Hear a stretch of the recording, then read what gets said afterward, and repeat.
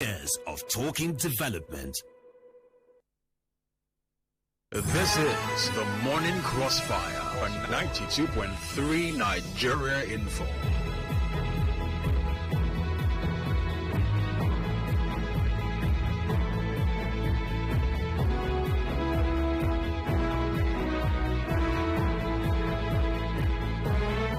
Minutes gone past 8 o'clock. Good morning. Thank you for joining the region's biggest conversation. My name is Enigma. How are you doing? Today we'll be looking at the matter of the Northern Governors Forum and what they said yesterday. One of the many things they said yesterday, we all seem to have focused on the part shift issue, but they also talked about security, which we know is one of the biggest issues plaguing the northern region at this time. And of course, not just security as it affects residents, also farmers, price of food items, and everything in between. My name is Enigma. So when we talk about, we talked about this earlier on. A lot of people were forgetting something, that the Southern governors had met in September. That was the second week, and Rotimi Akeredolu read out some of the resolutions. So listen to this first. This was the Southern Governor's position about 2 weeks ago. The meeting reiterated its earlier position that the next president of Nigeria must come from the southern part of Nigeria in line with policies of equity, justice, and fairness. All right, so some of you just think that the Northern governors sat and they were responding to this. And who spoke on their behalf yesterday? It was chairman of the forum and governor of Plateau State, Simon Lalong. Hear him.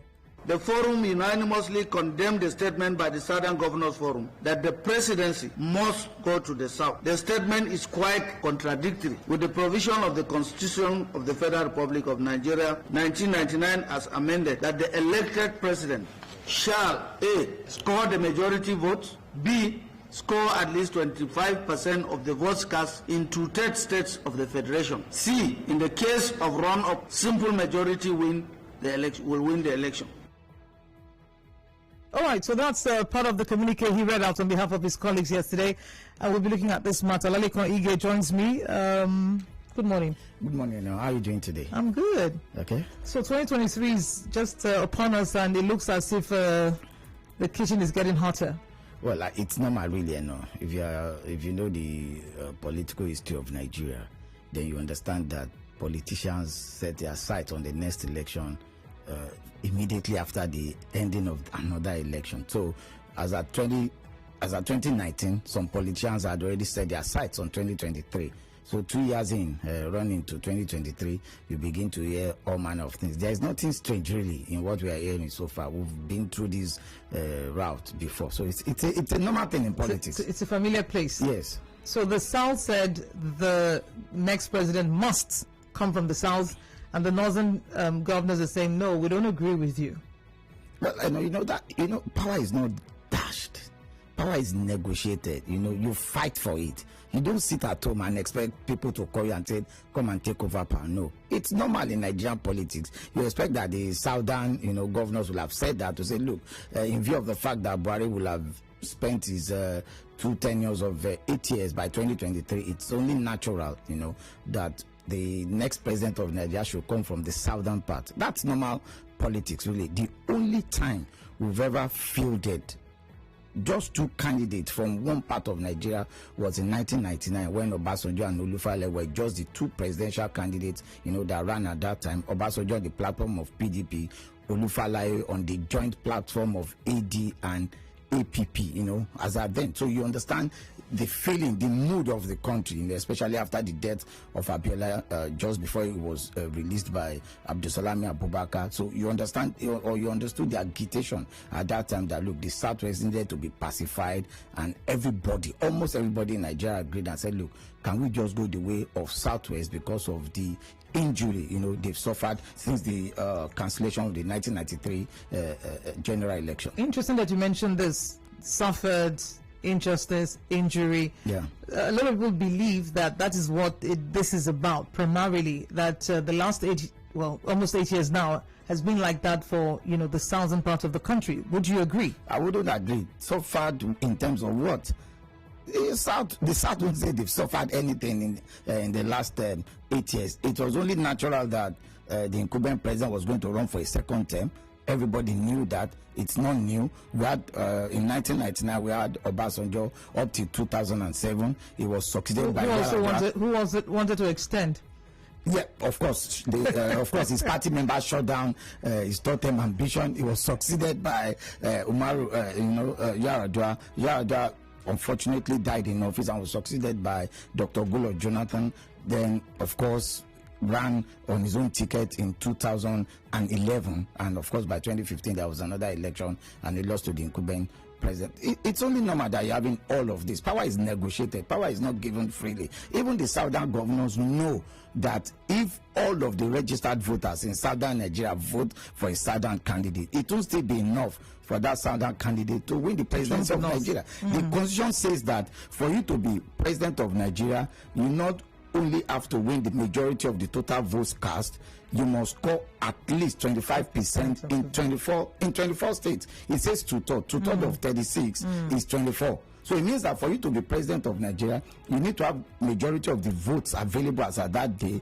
Then you must have 25% in at least 24 states. Southern Nigeria has 17 states, while northern Nigeria has 19. So it means that for the southern candidate to even be successful, he not only has to win all of the 1/4 of the 17 states, he needs an extra 7 states to make it 24 for him to be sworn in as president. So it's angling. Even if the entire North vote for a particular candidate, it's still not sufficient for the northern candidate to become the president of Nigeria. It needs extra 5 states, from the south to become the president. So these are normal ways of, tabling demands. Eventually, both sides will meet and say, look, gentlemen, forget those drama we have been acting since. This is the real deal. What do we do? Of course, you already understood that there has been agitation for the People's Democratic Party to zone its presidential candidate to the south. Some APC governors had already spoken in favor of preference for a southern governor. Zulum had said something like that. El Rufai had said something like that. So you understand that this is normal politics. This is angling. This is bargaining. And this is where the real men will eventually emerge. And then they begin to negotiate who gets what and who does not get what. Well, some people are saying that you've said that the South has not suffered in any way in the last 6 years and counting. But some people are saying that the country is now, widely divided in a way that we haven't seen, ever before. We've always had this division in Nigeria. Let's not kid ourselves about it. We've always had this division in Nigeria. One of our major problems in Nigeria today is insecurity. And that's what is the real problem in Nigeria as of today. Unfortunately, we are not spending enough on security. That's the unfortunate thing. We have Chad, Niger, Benin Republic and Cameroon as our nearest neighbors. Now, we have not even been able to successfully contain internal insurrection. How are we able to determine what happens? Because whatever that happens in Chad, Niger, Cameroon and Benin Republic should be of interest to Nigeria, because there's just a corridor, from Niger to Mali, through the desert, then you are going to North Africa. So it's so easy for people to migrate from Mauritania, from Libya, from Algeria to Mauritania to Niger. Then the next destination is Nigeria. There are a lot of light weapons, illegal light weapons in the hands of so many people, especially in West Africa. Mali has had problems with governance. We just had a military coup in Guinea. Chad, what happened in Chad and all of that. Cameroon, the English-speaking part of Cameroon is in turmoil, which is the southern part of Cameroon. And so you understand why Nigeria has a huge security lapse. Because if we can successfully if we can police our borders, we'll definitely find people who are available for hire.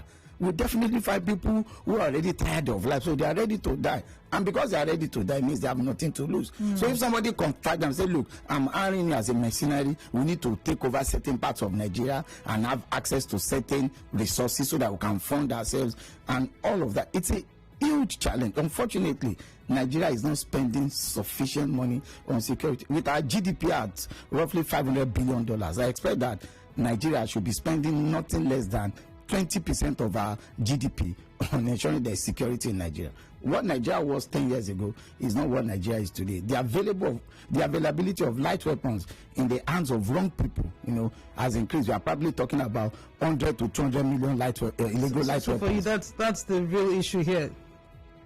It's one of Nigeria's major problems, because without security, how would the country move forward? I was watching something a while ago, and people were saying, why is it that they're not even focusing on that? Why are they focusing on zoning or not zoning? So for the politicians, it's just about them. But there's politics of development, really. You can't talk about security without also talking about politics, because it is political parties, according to Nigeria's constitution, that have the right to field candidates for election. So you need to know who is the next, aspiring presidential candidate. So there's no way you can talk of security without talking of politics, because politics is about development, and security is part, in fact, is the number one ingredient of any developed or developing nation to move forward. And that's why you see even the best of the better societies spend so much money on security, because they understand what it means for the nation to be secure. A secured nation means that people can think straight, people can move around without fear, people can invest, farmers can go to their farms, and all of that stuff. So there's no way you can separate politics from security, because it is the political parties that will present presidential candidates for Nigerians to vote for. So it's difficult, really. Well, some people have said that, this thing about where the president comes from is just... is a matter that has taken, a certain slant, because the North, for example, that has been in power maybe longer than the rest of the other part of the country, is the most underdeveloped. Well, and other states have been governed by their own people. So in terms of that, should that be the focus, really? Or is it just a matter of placating and presenting a common front, or we're united, we're considerate or something? And as it is today, it's difficult for Nigeria to just say, let's vote for any presidential candidate regardless of where it comes from. Let's face reality. That will be difficult for now. We are yet to be that politically developed, enlightened, to say, look, we don't care where the president comes from. We just need a good presidential material that can solve Nigeria's problem. We've not reached that point, and let's not kid ourselves about it. We'll still continue to talk about the issue of North and South as far as presidential election is concerned, probably for the next 20, 30, 40 years. Because we need to evolve. That's dangerous. But that's the way it is. We need to evolve. And remember, we're just talking at the national level. What are the sub-national level? What about governorship? Because you see, another of our problems is that we focus too much, on the presidency to the exclusion of governors and local government chairmen. You understand? These people also receive allocation. You understand? The way and manner we have been able to scrutinize the activities of the federal government. Have we been able to scrutinize the activities of governors and local government chairmen? Have we been able to do that? Because it's not just a one-way traffic. There are we have the local government, we have the state, and we have the federal government. All of our concentration is on the federal government. Whereas we have governors too, who are also mini presidents in their own state, because they are the de facto chief executive officer of their state. The local government chairman are also de facto chief executive officers of their local government. So how much scrutiny do we place on these people? You understand? So it's not just about talking about whether we can vote a president that comes from anywhere, or regardless of where it comes from. Even at the state level, we should be thinking the same thing too. We should not be looking at where the governor comes from.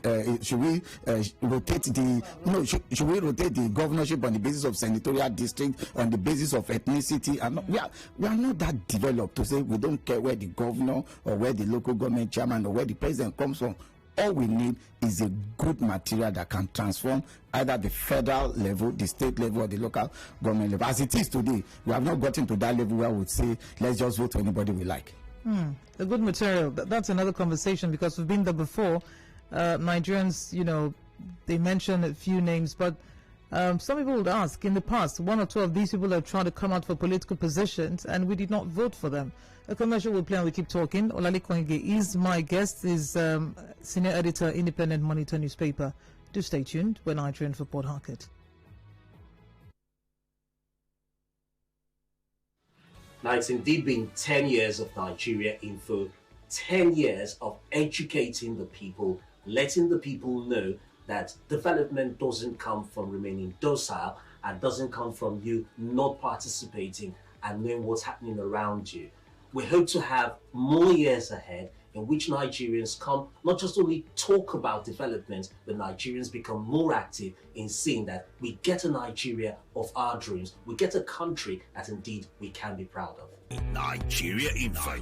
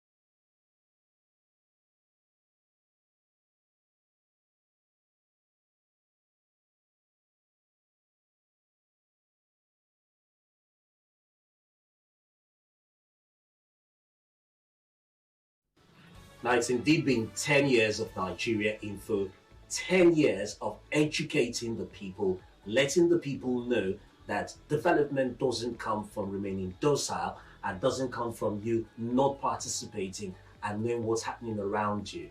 We hope to have more years ahead in which Nigerians come, not just only talk about development, but Nigerians become more active in seeing that we get a Nigeria of our dreams, we get a country that indeed we can be proud of. Nigeria Info.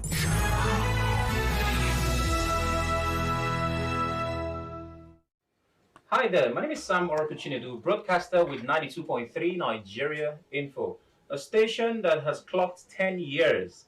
For a decade, we've been delivering quality broadcasting. That means something. We're looking out to Nigeria Info.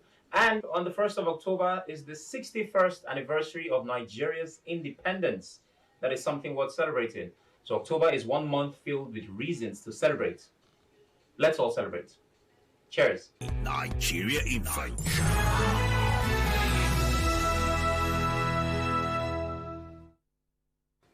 Hi there, my name is Sam Orokuchinedu for Nigeria Info, a station that has clocked 10 years.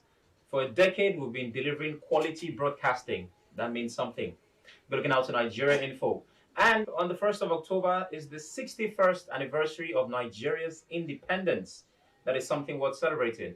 So October is 1 month filled with reasons to celebrate. Let's all celebrate. Cheers. Nigeria Info.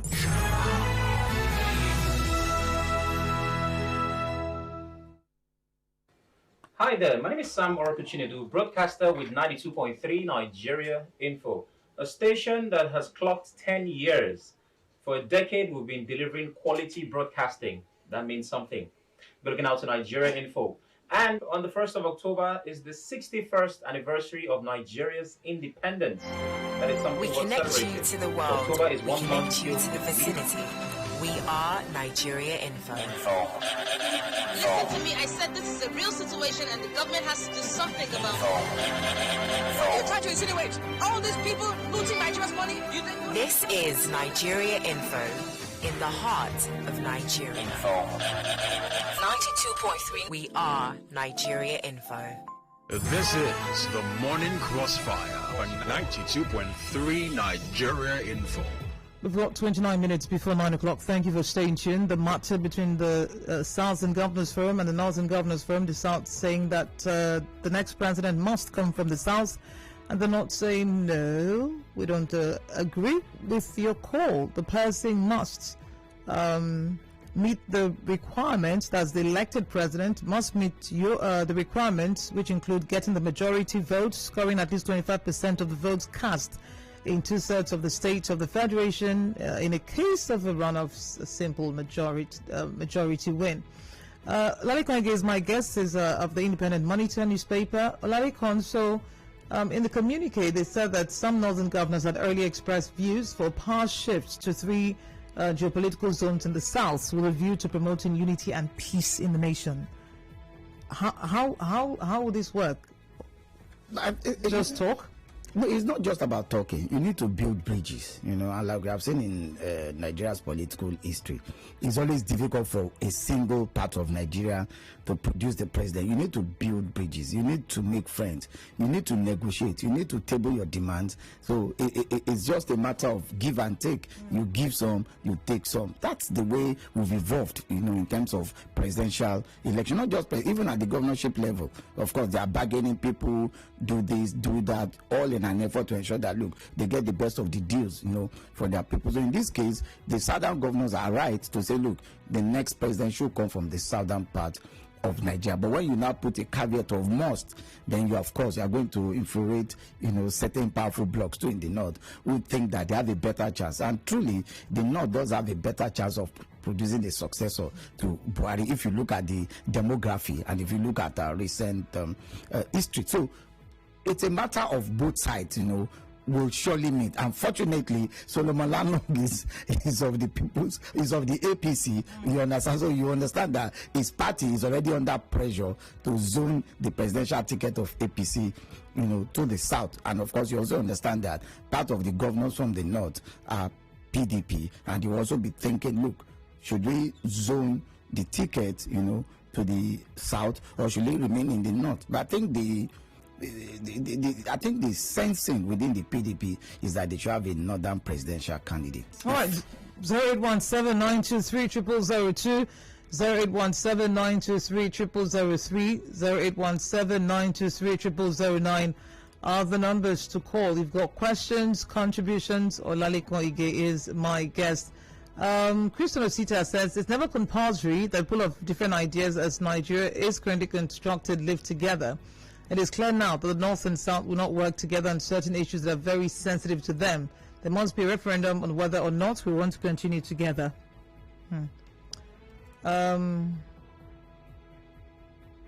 Nigeria is totally divided between the North and the South. Tribal sentiments, religious and traditional beliefs. We speak based on political party affiliations. All we need now is a nationalist like Dr. Nelson Mandela and Nogie Omarege. Do we have any such persons?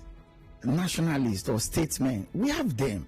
Really, we have statesmen, in Nigeria, and it's only left for us as a people to also, I did say earlier that, look, do we have sufficient political enlightenment in Nigeria?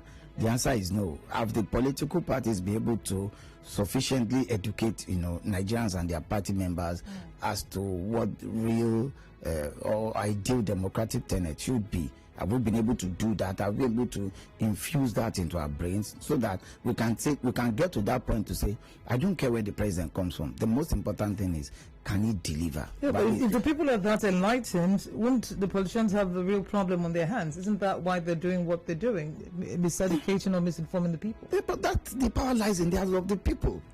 They are the ones who determine who should be in office. And that's how let's say, look, have we been able to sufficiently educate people that, look, we have the power. You have the power to choose, your leader at any point in time. You have the power to sack the leader. And that's, in democracy, there's nothing like a coup that you just wake up one morning and announce that you've taken over the reins of power at the federal level. In democracy, the best way to do a coup is to sack the incumbent. And the best way to sack the incumbent is to vote him out in the general election. That's the closest to a coup in a democracy. Promise is on the phone. Promise, good morning.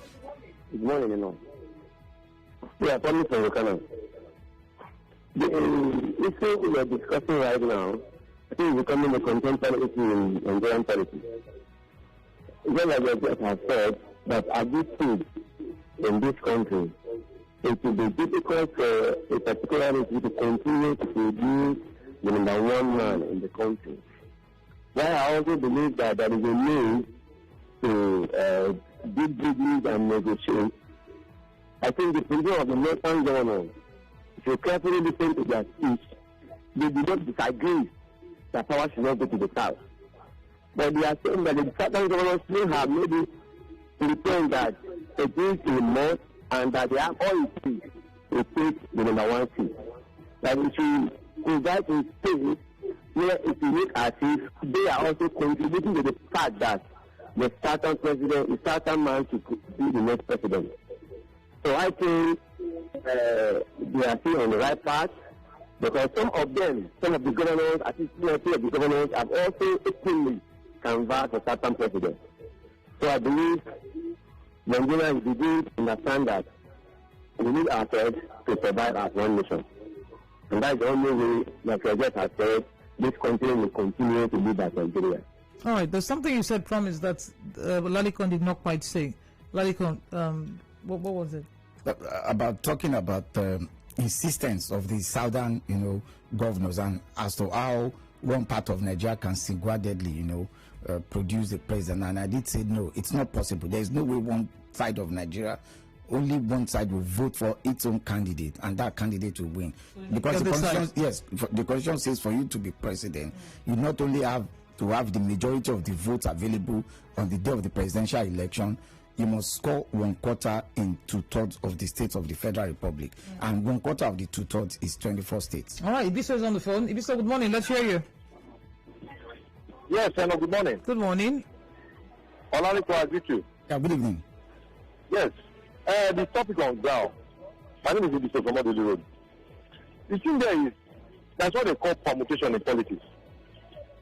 You must bargain with each other side to get what they want. But when you use that language, must,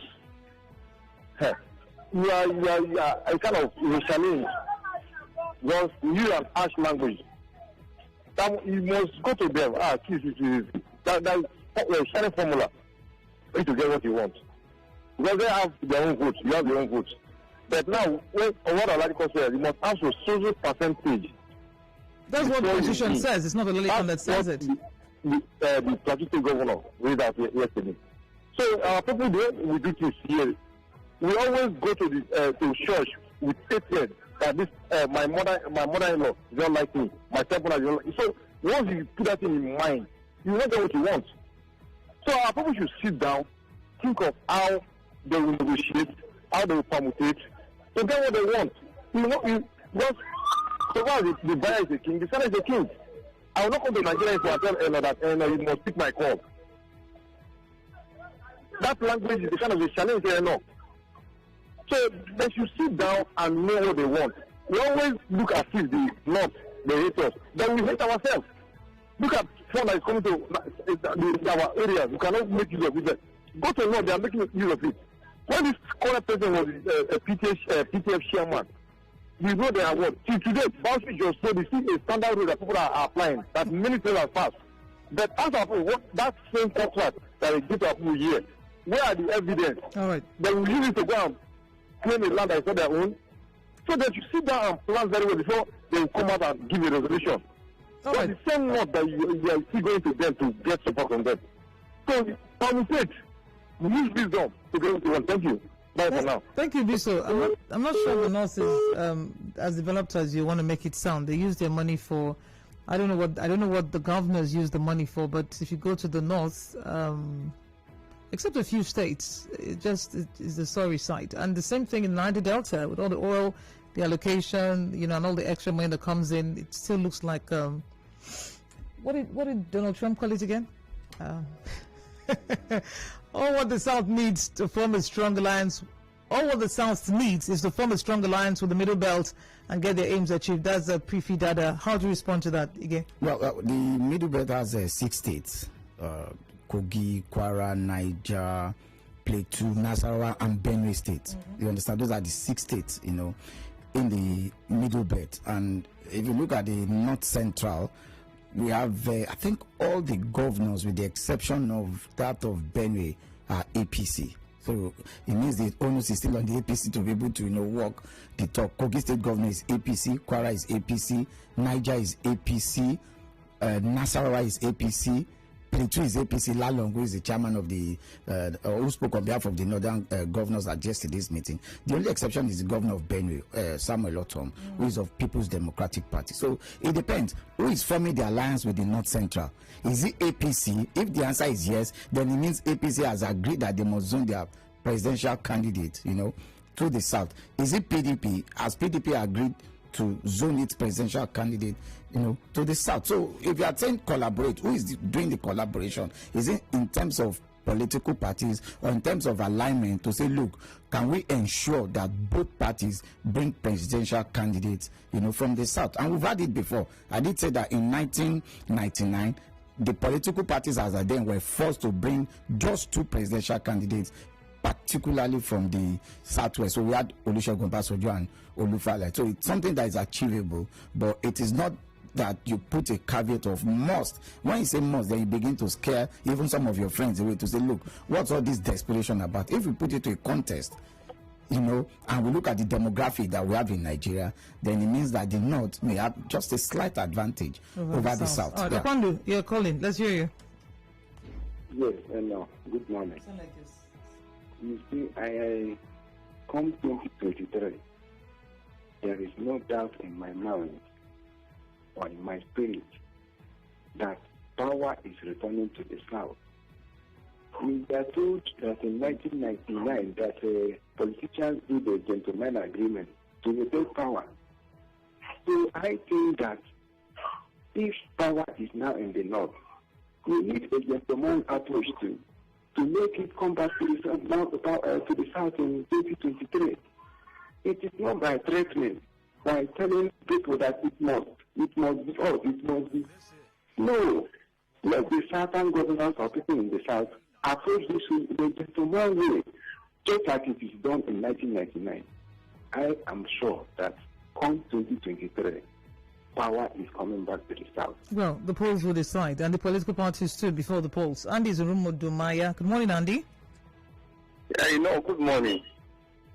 Yes, I think the discussion is an important discussion that every other person that is a Nigerian should make sure that all the cockroaches and rats to see insecticides, and at the end of the day, election will go truly and fair and gotten the right president. But my issue here is, there is always a saying that says that the North is always together, even until the last day of the election. And how do I mean by this? Normally, there are mocks on Friday, Saturday election, and once they communicate to themselves in the mosque, the next thing in the morning, something is being done. I want him to tell us, how can the South, because we have always heard in the past that the South has not always been together, and it has always played out in the past.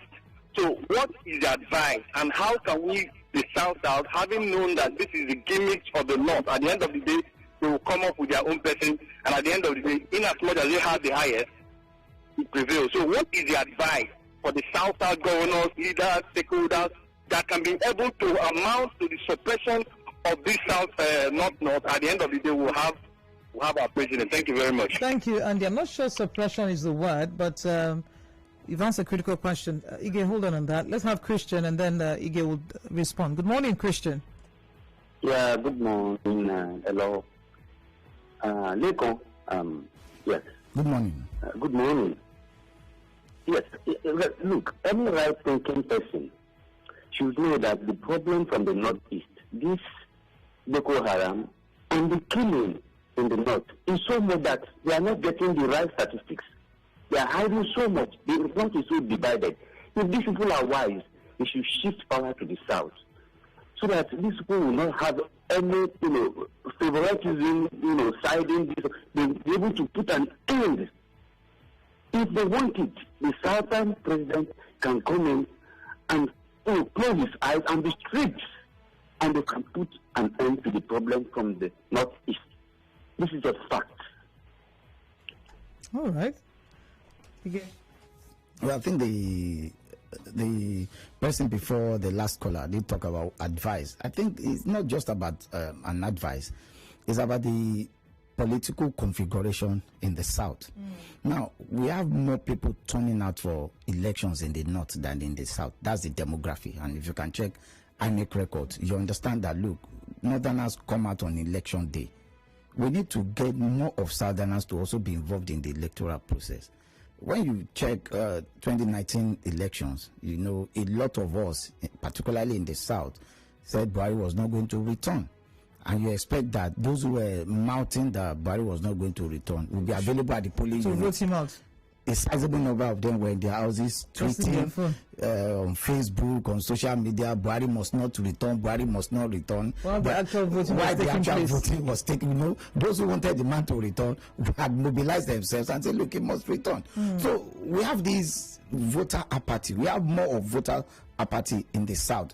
Should I say it's due to our level of enlightenment or level of education or ability to discern, or maybe not to discern?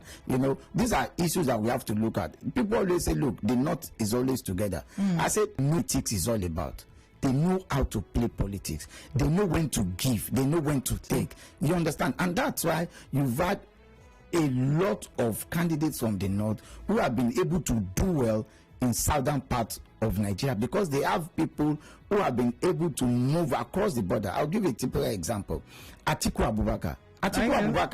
Is one. No, but the facts are there. Is one of the, shall I say, is one of the most powerful members, of the People's Democratic Party, and of course one of the most powerful politicians in Nigeria. And you understand why he's been able to build friends over a period of time. And for many people who do not know, as of 1993, Atiku was already contesting for presidential primaries of Social Democratic Party. So you can imagine between 1993 and now, the wife is from the Southwest. So he has a lot of friends, especially from the Southwest. So for an Atiku contesting presidency, he's sure that his friends will help bail him out, in the Southwest. So he might even successfully get 1/4 of all the 6 states in the Southwest should he contest election. Remember in 2003, Obasanjo contested the election on the platform of the People's Democratic Party, and he did well in the north. Buhari contested against him in 2003, and Obasanjo beat Buhari in majority of the states in the north.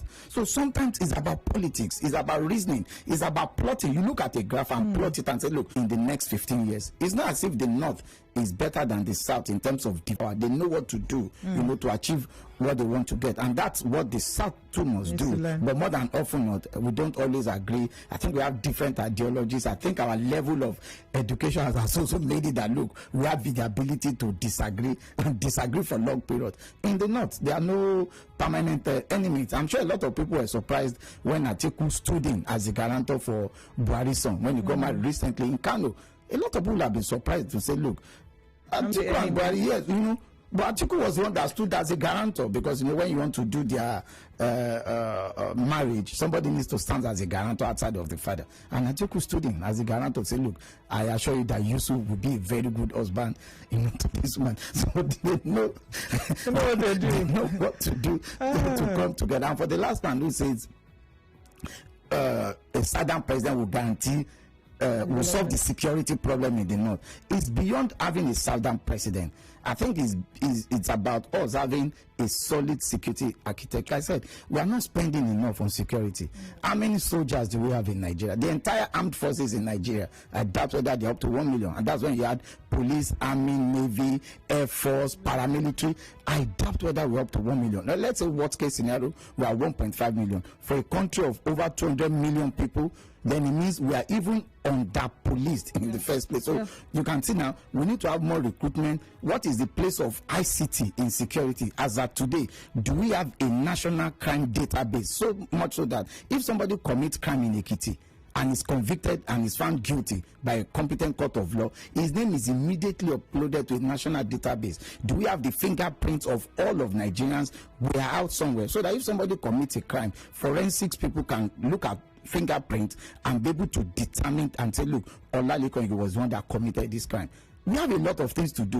What is the place of ICT in our security? You understand? How many police stations even have functional ICT department? You understand? No. When you go to countries, not just in Europe or in the Americas, even in some parts of Africa, every police vehicle should have a functional laptop inside that police vehicle. So that, look, if I beat traffic light, say at Rumola, the policeman does not need to chase me.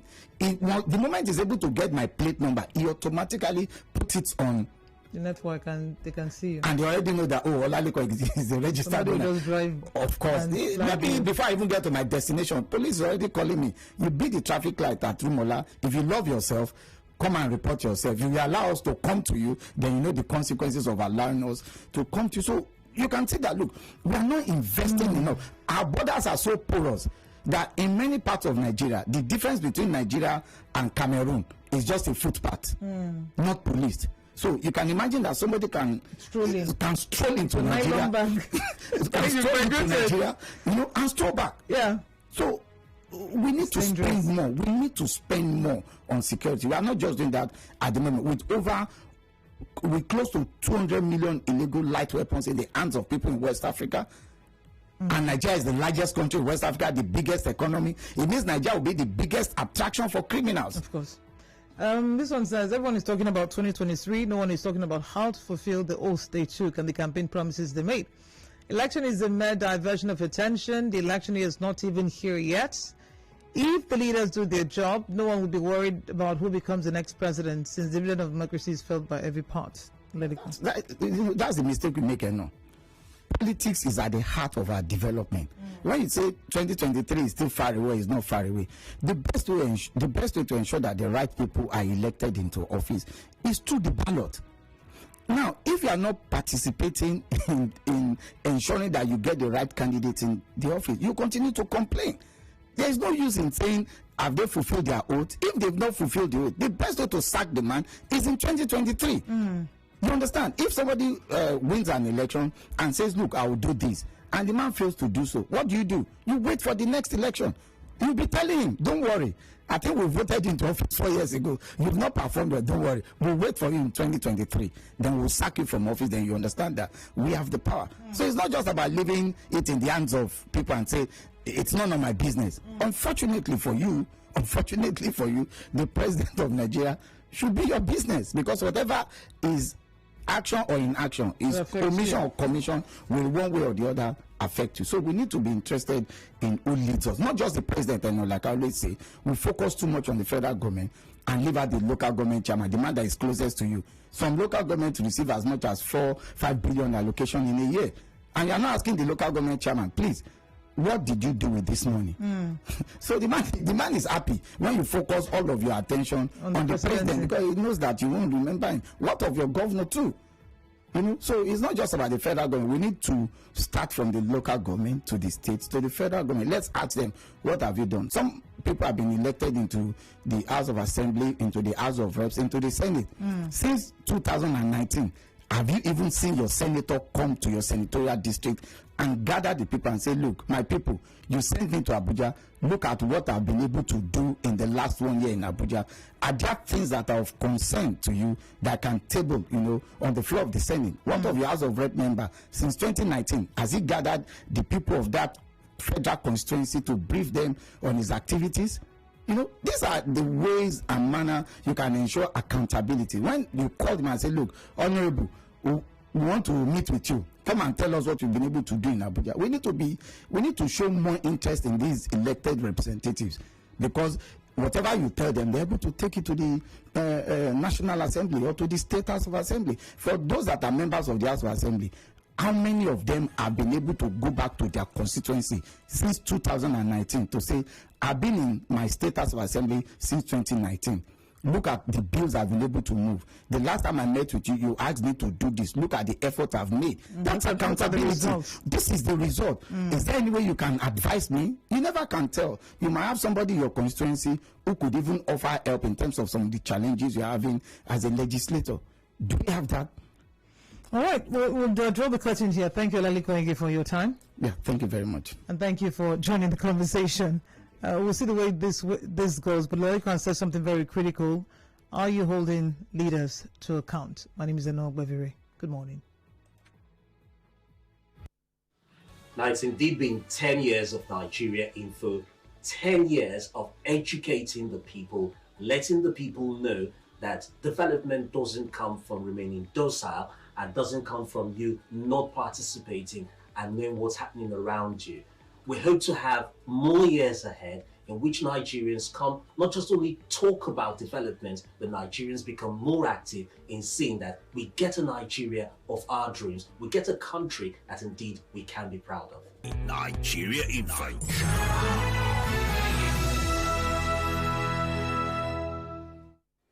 Hi there, my name is Sam.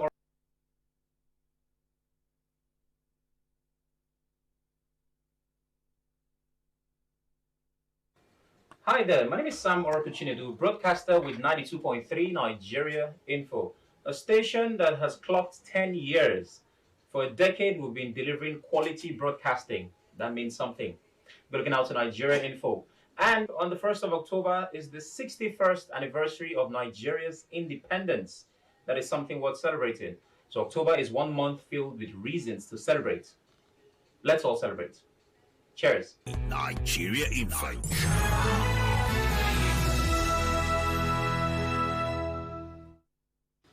Now, it's indeed been 10 years of Nigeria Info, 10 years of educating the people, letting the people know that development doesn't come from remaining docile and doesn't come from you not participating and knowing what's happening around you.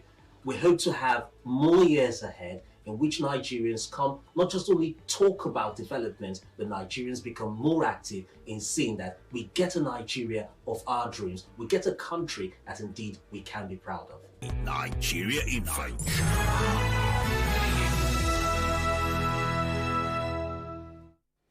Hi there, my name is Sam Orokuchinedu, broadcaster with 92.3 Nigeria Info, a station that has clocked 10 years. For a decade, we've been delivering quality broadcasting. That means something. We're looking out to Nigeria Info. And on the 1st of October is the 61st anniversary of Nigeria's independence. That is something worth celebrating. So October is 1 month filled with reasons to celebrate. Let's all celebrate. Cheers. Nigeria Info.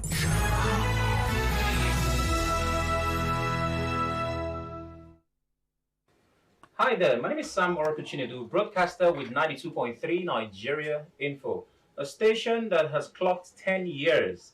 For a decade, we've been delivering quality broadcasting. That means something. We're looking out to Nigeria Info. And on the 1st of October is the 61st anniversary of Nigeria's independence. That is something worth celebrating.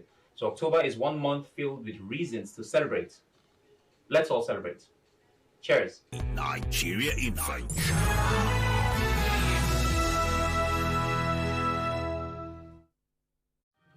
Nigeria Info is 10 years have gone by here in Port Harcourt. 10 years of great conversations, 10 years of not just opening the microphones, but also giving people a chance to develop, to improve themselves. It's a time for us to pause and imagine what the next 10 will be. We can't do that without you. We need you to help us to get better.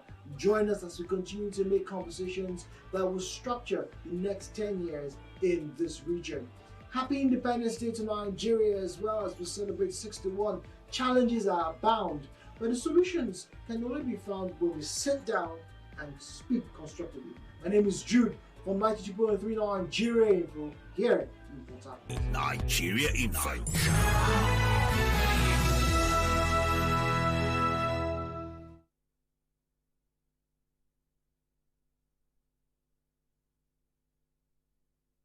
It's been 10 whole years of bringing you the news as it breaks here at Nigeria Info FM. What greater honor could we have than serve you just the way we have? As we mark our 10th anniversary, we pledge to bring you even more information, more news as it breaks, doing our jobs just to serve you better. Come celebrate with us as we mark our 10th anniversary here at Nigeria Info FM. Nigeria Info.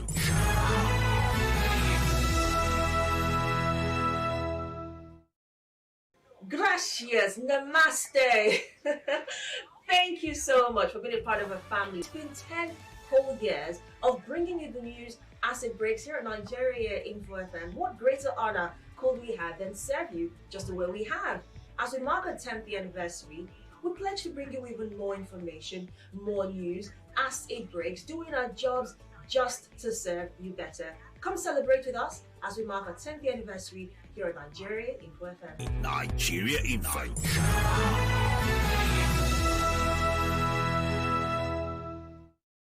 It's 9 o'clock.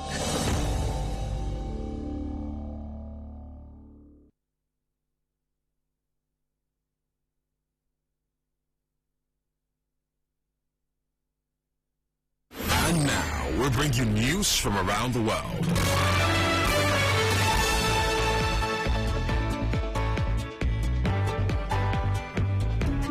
Hello, good morning.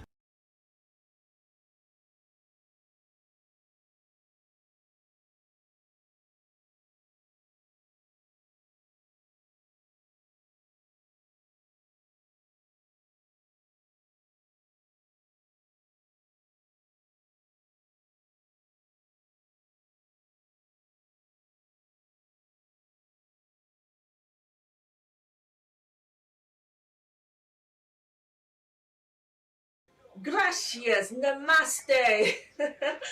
Thank you so much for being a part of our family. It's been 10 whole years of bringing you the news as it breaks here at Nigeria Info FM. What greater honor could we have than serve you just the way we have? As we mark our 10th anniversary, we pledge to bring you even more information, more news as it breaks, doing our jobs just to serve you better. Come celebrate with us as we mark our 10th anniversary here at Nigeria Info FM. Nigeria Info.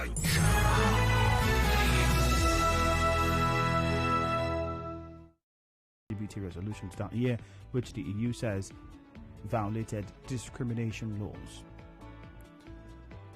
The boss of one of Afghanistan's biggest money lending firms says the country's banking system is near collapse. Al Falahi, the chief executive of Islamic Bank of Afghanistan, said the country's financial industry is in the grip of an existential crisis due to customer panic. Afghanistan's economy was already on shaky grounds even before the Taliban took control in August. The UK government says the army is ready to help ease fuel subsidy problems after a fourth day of long queues and pump closures across parts of the country. In a statement, it said up to 150 military tanker drivers will be trained and deployed.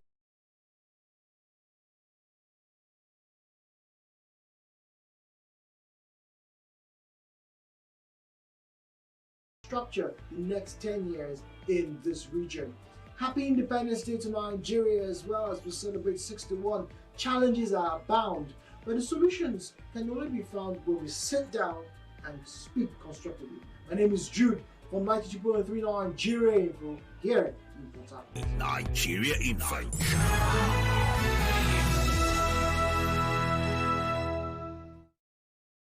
Gracias, namaste.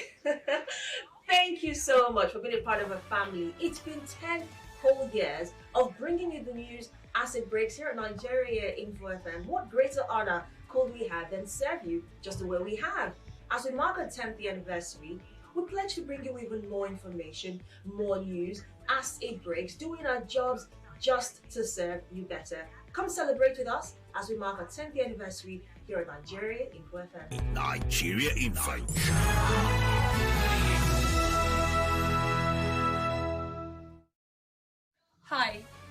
Denise Dennis, broadcast journalist, Nigeria Info FM. For 10 amazing years, we have worked hand in hand